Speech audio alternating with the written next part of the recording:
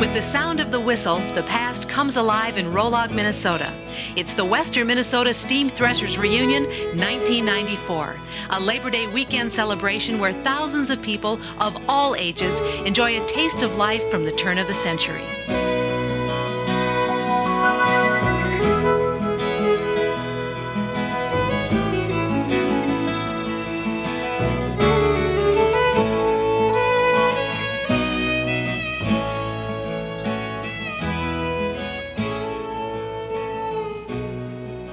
It was a humble beginning for the Steam Threshers Reunion in Rollag, Minnesota. Over dinner one night during the early 1950s, Norman and William Nelson talked about thrashing grain the old-fashioned way. They pulled out this Gaar-Scott Steam Engine, and with the help of some neighbors, they thrashed a little grain. Stanley Ellingson, who's now 90 years old, remembers those early days at Rollag. Somebody told me about this and we drove up here, and pretty soon they found out I had a steam engine back home. You've got to bring that up here. So we did, and we hauled it back and forth for a couple of 3 years. Finally, we left it here, still running too. My grandchildren are operating that thing. But over the years, the reunion has grown and grown and grown, thanks in part to all of the thousands of volunteers.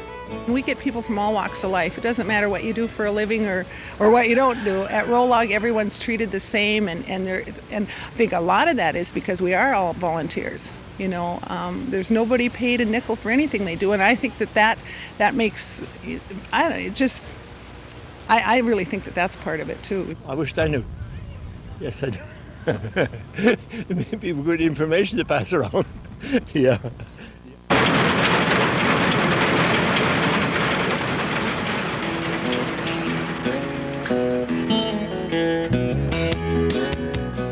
A cornerstone of the reunion is, of course, the giant steam-powered tractors.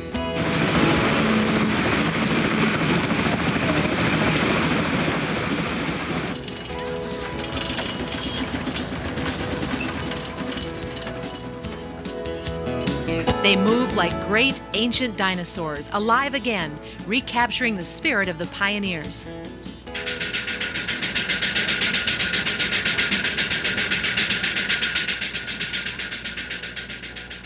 They are just a hunk of iron. My engine weighs 36,000 pounds and it just sits there and wants to sink into the ground. I put in a little water, I put in some wood, and 2 hours later it's a living sort of creature that moves on its own and is quite agile.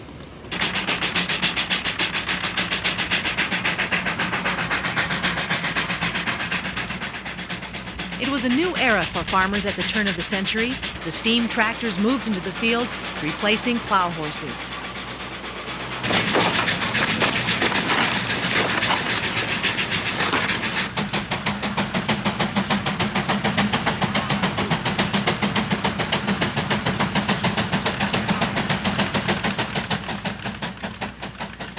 These weren't around very long, but you can see that the glamour of these machines has kept them around much, much longer.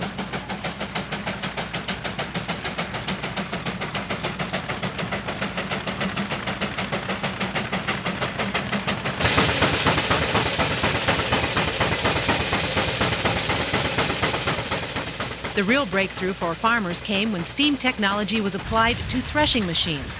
Little did farmers know at the time, but they were part of the Industrial Revolution, which helped make this country prosper and grow. It also became the breadbasket of the world.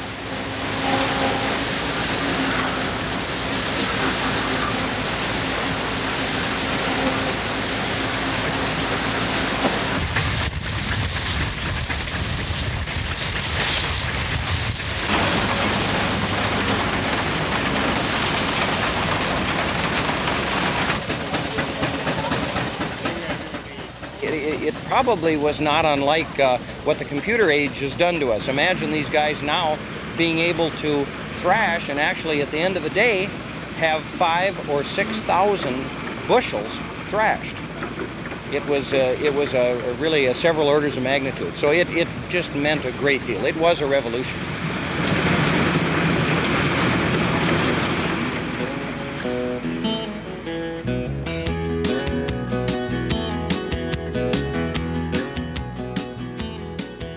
But the age of steam on the farm did not last long. The great steam tractors quickly became outdated and were replaced by internal combustion tractors. They were easier to operate and didn't require the enormous amounts of coal and water.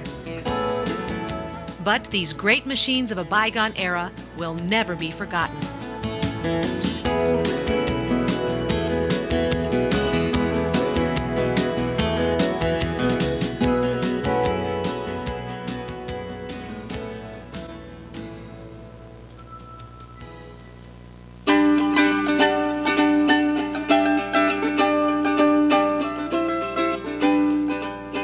The respect and love for the big steam engines inspired some farmers to build smaller or miniature steam tractors.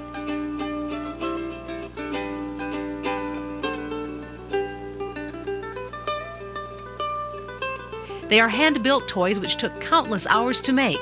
They are the inspiration to many younger people. The people that build them are very talented and really know what they're doing to create such masterpieces as they are.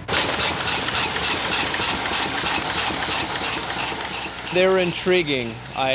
When I was 8 years old, I came out here for the first time, and they were very interesting mechanically, and I'm into mechanics, so they let me inside the fence, and I haven't been able to leave since. They had to have taken a lot of patience. I don't know if I would have enough patience to build one. I would love to someday be able to build one, but if and when I ever get the patience.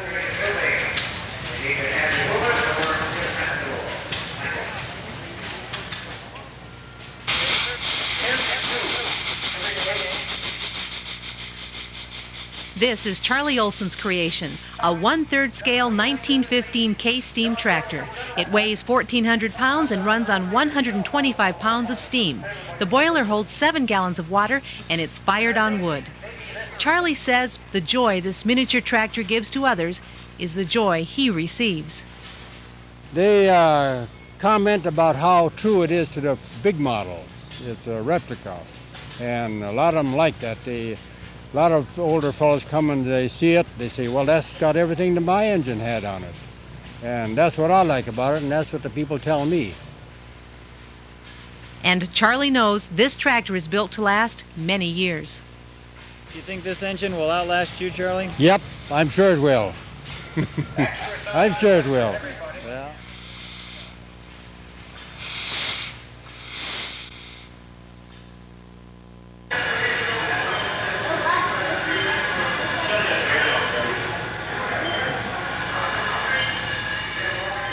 Historians say the steam-powered engines began this country's Industrial Revolution.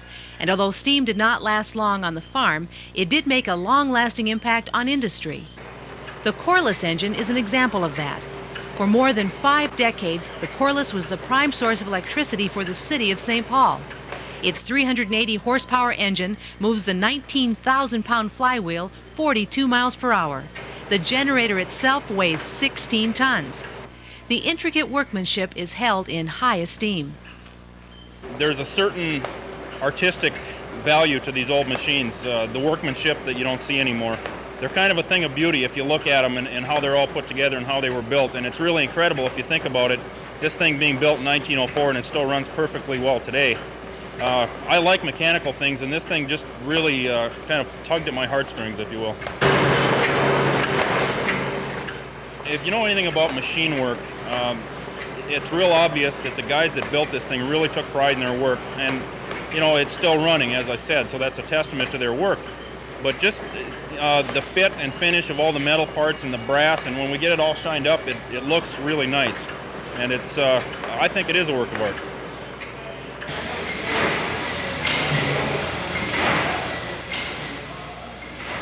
Equally impressive is the mighty Pabst engine. This Alice Chalmers engine weighs 85 tons.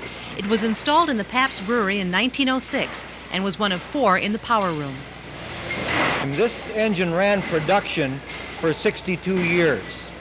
And the fact that something like this was built nearly 100 years ago, built with this kind of precision, and then reassembled here by people who had never ever seen it, that draws me here to this engine.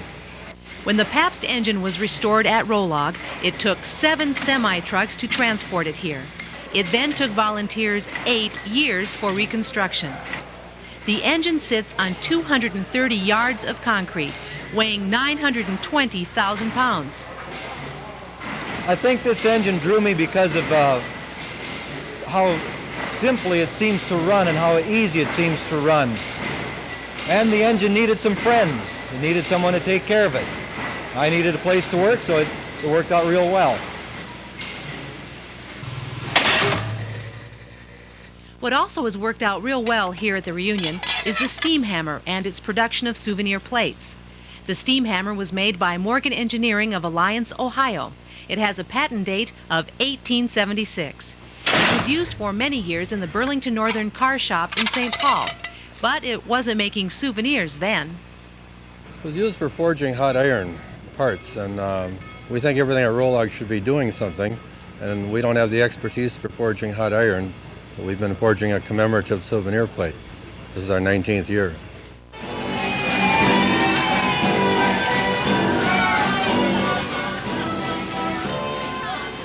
Steam made its impact in many other areas, including entertainment. This antique wooden C.W. Parker merry-go-round is generated by a 10-horsepower steam engine and boiler.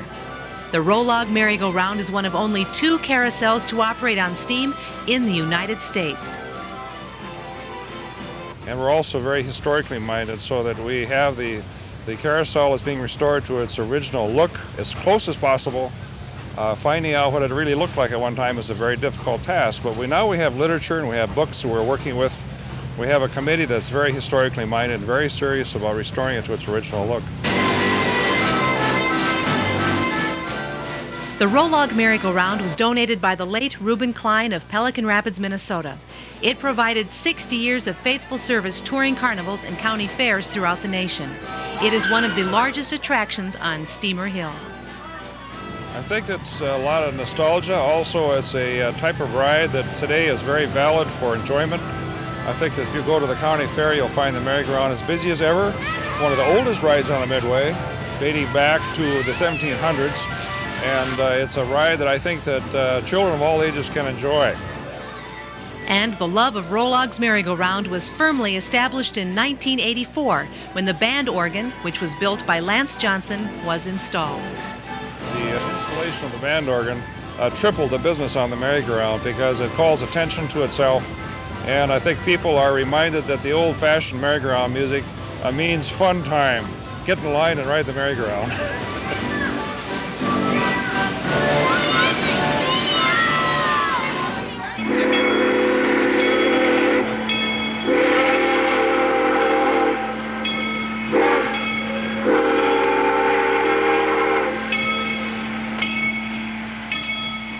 And those at the reunion can also get on the train and ride it for free. The 353 is one of the few operating steam locomotives in the country. 650 people can board the train at a time. The 353 can make 4 full rounds per hour. It's a great way to move people around the grounds at Rollag, riding the 353 steam train.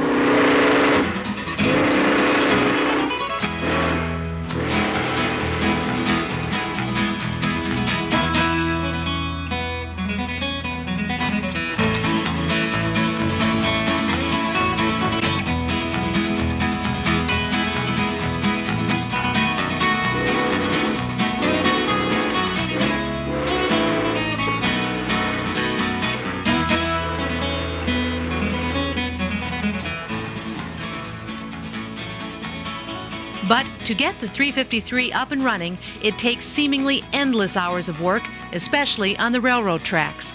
Hartley Ellingson says working side by side with other volunteers is what produces the real joy for him at Rollag.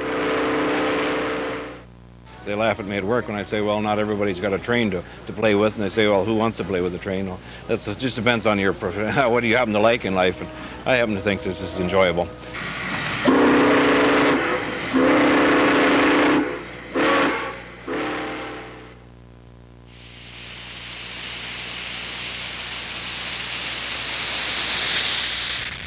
Steam not only powers the big trains, but the little ones as well. The Ortner Memorial Railroad gives thousands of free rides each Labor Day weekend. The train came from an amusement park in Niagara Falls, New York. Henry Ortner and Greg Beach of Moorhead bought the train in 1979. It was donated to the Reunion 2 years later. In 1990, the Ortner steam locomotive received a complete overhaul. Now, engine number 49 is the delight of many, including one of its steam engineers, Mary Jo Dillon. Mary Jo says it's a challenge to regulate the 20-horse, two-cylinder engine and keep it at an even steam pressure. But she does it well. Just ask her 7-month-old daughter, Gretchen, who rides along with Mom, even during nap time. Just to see the joy on people's face when they ride it. A lot of the older people just love the smell of the smoke when it comes out of the stack and just smelling the coal and riding on it. The kids love it. Kids will go round and round, many times, and it's a lot of fun. It's a lot of fun to see the people, and it's just fun to run. Women like Mary Jo are playing a bigger and more important role each year at the Reunion in Rollag. Their involvement in the show began to blossom about 25 years ago, when a couple of gals decided they wanted to do more than just cook. My mother-in-law and I started with making homemade lye soap out here, and then we found that there were other gals like us that weren't necessarily right here, but were coming in to visit, that didn't like sitting in their camper or sitting in the car reading, so said, well, what can we do? So we just started adding things, and there again, you get the moms involved, you get the family involved, and it's a lot easier for Dad to go to a steam show.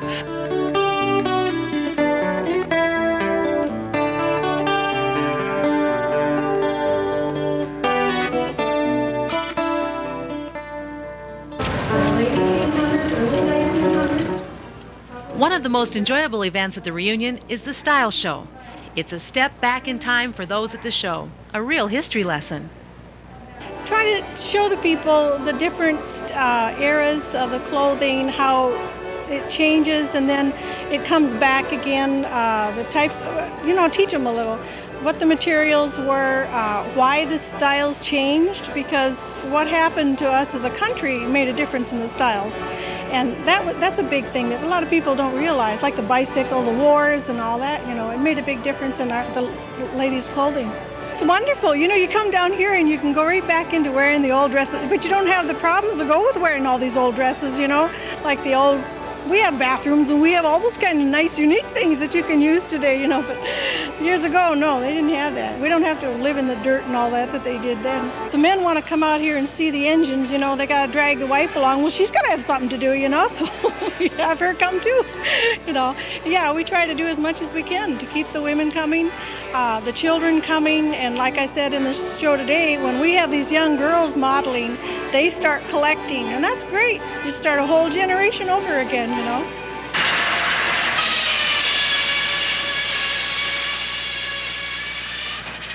And a whole new generation is also experiencing a history lesson in the lumber industry.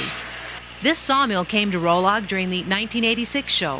It was rebuilt within 1 month. The sawmill was manufactured during the 1920s, but still runs like a clock. Sawer Earl Herbranson enjoys the work, but doesn't lose sight of safety. It can be dangerous. It can be a life-threatening situation if you make the wrong move at the wrong time. And I'm pretty strict on that. I watch everybody pretty close. These are volunteers. Quite a few of them have been helping me since we first set the mill up and when we had the old mill running here. So they pretty much know what they're doing. And I usually put beginners with somebody that's been here for a while that can instruct them better than I can from their vantage point.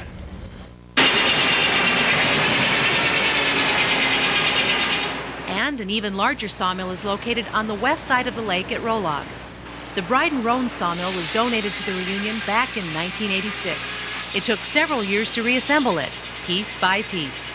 Now it can saw 2,200 feet an hour. It saws mostly pallet lumber, which the show can then sell.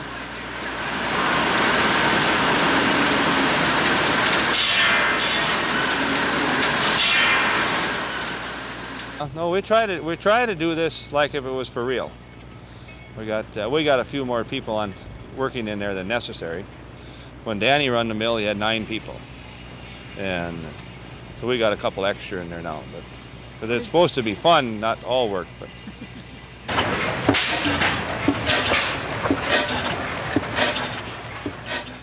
And what would a reunion at Rollag be without the gas engines?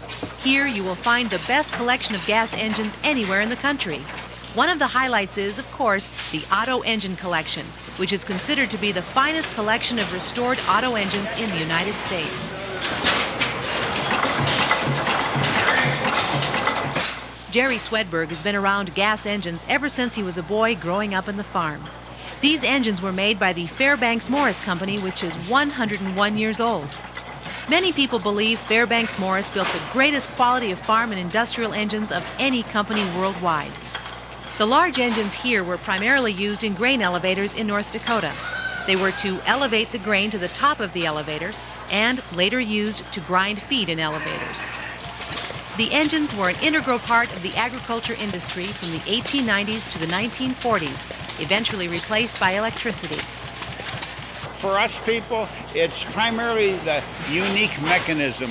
There were over 1,200 different companies that built gas engines across the United States. Every company had a little different unique mechanism, something that was different, and what we look for are the unique things about engines. And some were, we'll call them common farm engines. They sold for as least amount as $40. And then they had mill engines, they call them. They used in grain elevators and factories in the east. They would get up into the thousands of dollars, but they were made to run continuously every day for weeks and weeks. It's a great hobby. It's a lot of work. It's a lot of fun. And people, I think most people, they enjoy coming to look at them, seeing what they do.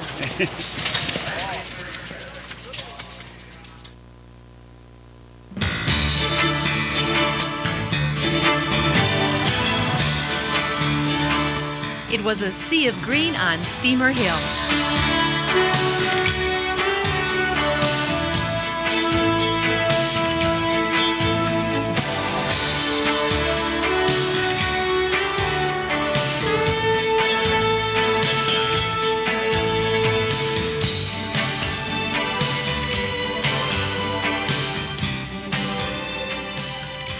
The John Deere tractor, a staple in American agriculture for more than 110 years, and this year's featured show at the reunion. In all, 400 tractors graced Rollag, along with many more pieces of John Deere machinery. John Deere representatives were amazed at the response. Just happier than heck with all the people, and glad everybody comes out, even if the weather isn't quite so great. But we're happy that everybody's here. One of the major attractions was this 1917 all-wheel drive John Deere. Only 100 were made. This four-cylinder tractor is one of two still in existence in the entire nation. Another gem on display was this 1878 Mansour wooden corn planter. It's a two-row horse-drawn corn planter owned by Jerry Nordick of Rothsay, Minnesota. People have told me that it could be maybe one of the only original old Mansers around. You realize in 1880 Deere bought this company out and then named it the Deere Manser Company. It took two people to run the planter, one to drive the horses and the other to operate the stick that moves the planting mechanism. I think it's very important that we preserve history for our younger generation. You know, there's been people who have come through here today that don't even know what corn is. If you notice, I have corn in there. When I move the stick, corn drops out. So we have a real job as people get away from the general tie to the land to preserve history and let them know what it still took to make this country flow.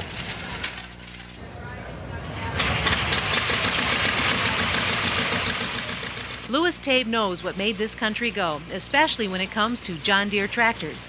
He made this 1925D 3/8 scale tractor. It took him 2,500 hours. He also has the largest collection of John Deere tractors and implements in the world. Did you ever think your collection would grow to be this large? Not really, didn't think so. But one led to another one, so we just kept on trying to get one of each model, which we have succeeded pretty much. He's a great man in more ways than just that, but appreciate him as being part of the family, and he's done a lot for John Deere. He's promoted John Deere a lot, of course, and always used John Deere equipment, always had the good equipment to operate on the farm, and appreciate his collection, what he's done, and we want to carry it on in the family for years to come. My son has some interest as well, and we want to carry it on for at least several generations.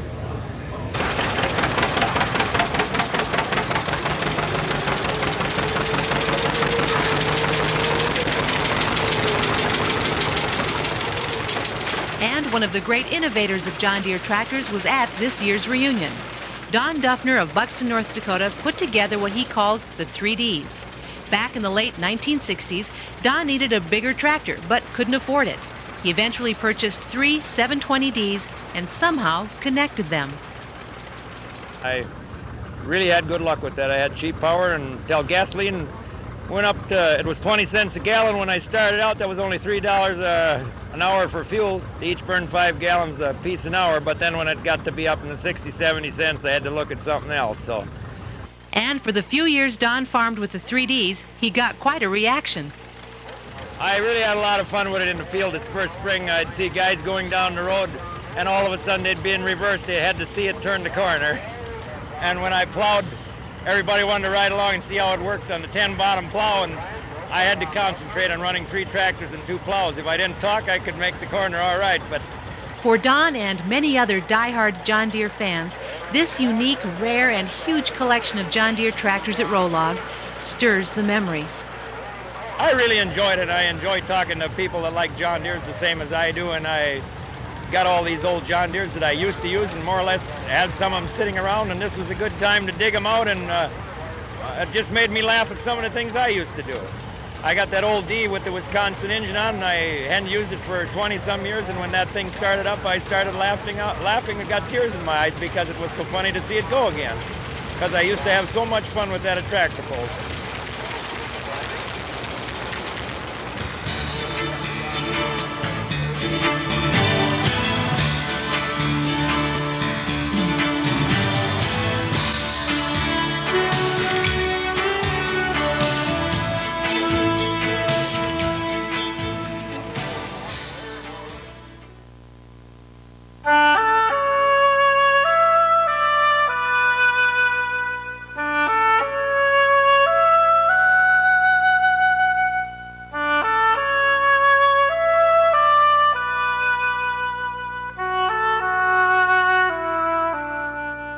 The reunion is careful to remember the days before gas or steam engines, when life was simpler but more challenging.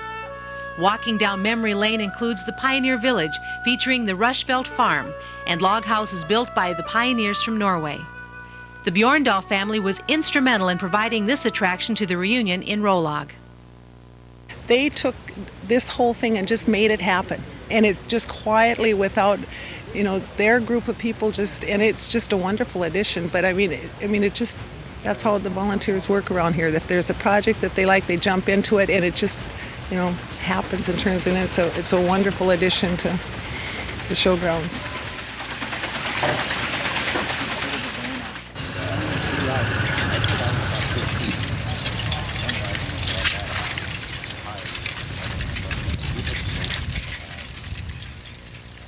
You won't find any tractors at the reunion's farmstead. This is turn-of-the-century farming, all done with horses that are brought to the reunion by volunteers. You'll see it all here, from plowing and seeding to harvesting and thrashing.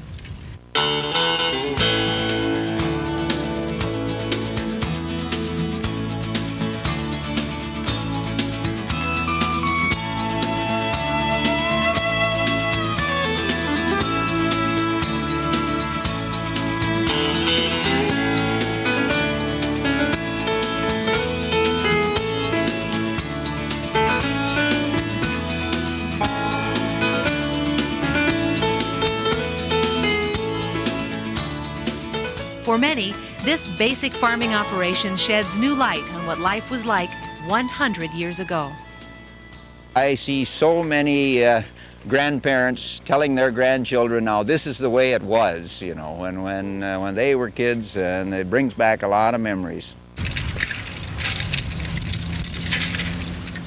You see, the tractor, they keep evolving, but tractors are tractors even if they're a newer version, but the horse just disappeared from the work scene, and so if we don't keep it going here, why the next generations will have no idea that it was ever done. And for all 4 days of the reunion, every part of life that reflects our heritage is available at Rollag. There's plenty of activity on Main Street.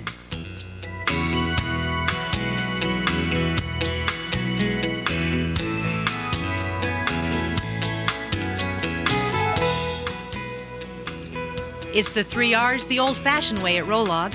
Children once again enter a one-room schoolhouse and can sing with pride. Stars in the sky, look down where he lay. We want to remember those people who have died, who are members of this association.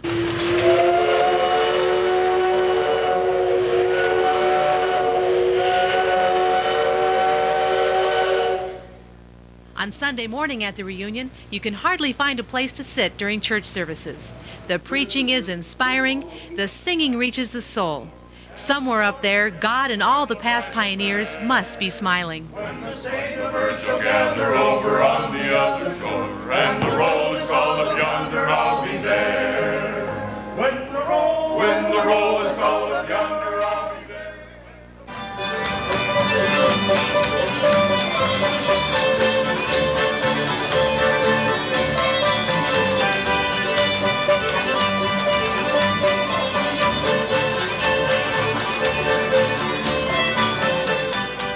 And the music never seems to end at Rollag. From the Fiddler's Jamboree to polka to gospel, this reunion has it all.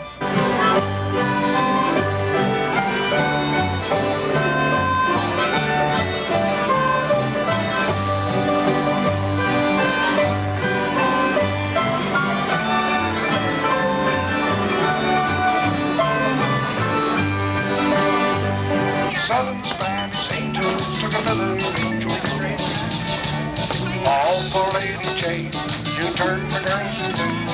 Turn and chain the ladies right back on the thing. You join hands in circle, pedal left around the nose. Alamander caught a girl and weave around your nose. Little by little he's changing me. Line upon line he's changing me. Precept upon precept until I am free. Jesus is changing me.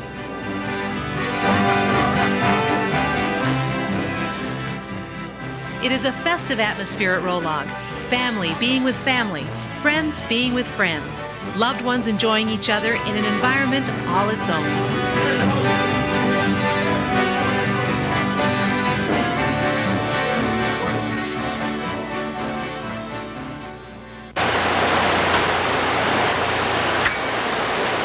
And every reunion at Rollag features food, food, and more food. The best food you could ever want. All prepared skillfully by volunteers from many local churches.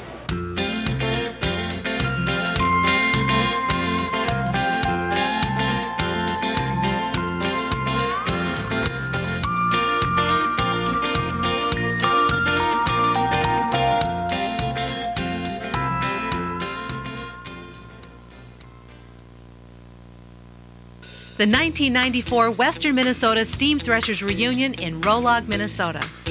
A cultural preservation of our heritage. A heritage built on the institutions that made this country great. God, family, neighbors, and hard work. It's a heritage Rollag will not forget. It's history on the hill.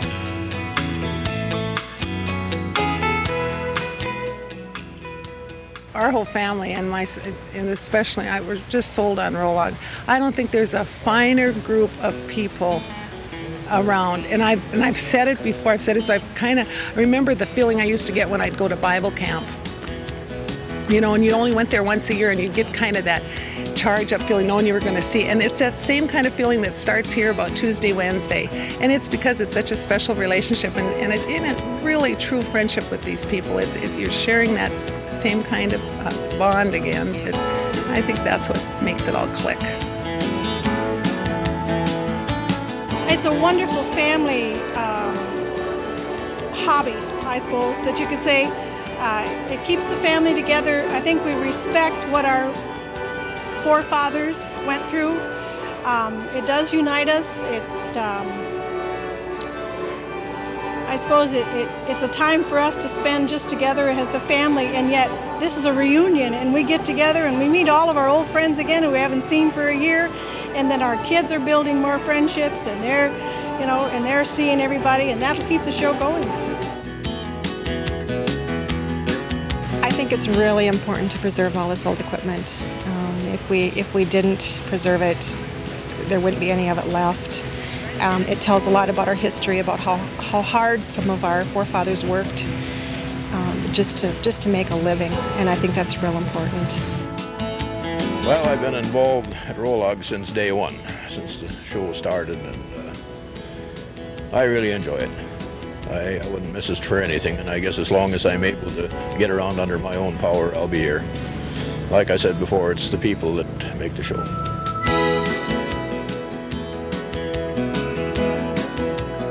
I think one of the big reasons that people get drawn into the show here is the last word in the name, reunion. Once a year, we come together, we run these machines, and we see our friends. I think that's a big word and a big reason for a lot of people. It's a disease. It's a bad disease you get. Some people have it worse than others, you know. Is there a cure? Well, usually when they plant you, you quit. But there's a few people that have even had an engine or a tractor for their tombstone.